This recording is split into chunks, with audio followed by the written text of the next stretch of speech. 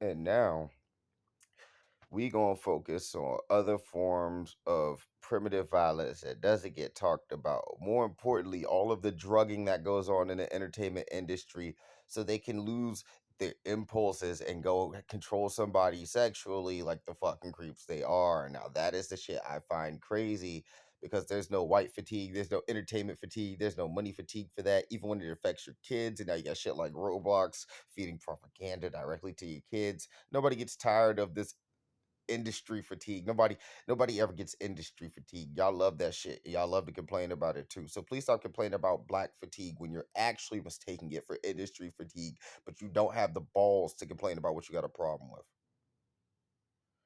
Like, do we go to your music and talk about the violence that permeates there? Oh gosh, it wasn't Pink. I don't think it was Pink who had that was it Pink who had that big old falling out and she couldn't even get her masters from that guy who was basically being a creep. Gosh, we saw the downfall of Miley Cyrus. How much violence or drugs do you think was involved in that one? Do we have to go to straight violence? Because I really don't want to go to straight violence. It's just really sad.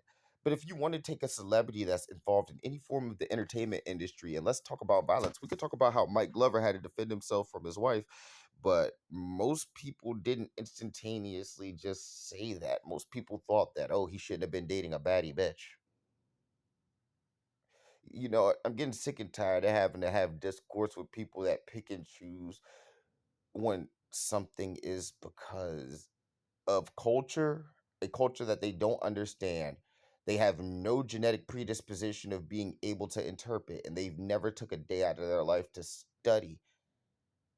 And especially, like, I'm getting sick and tired of having to argue with people about my culture with people who've never understand it, people who will never study it, and people who honestly don't have a culture themselves. Your culture is the internet and whatever the trend of the week is.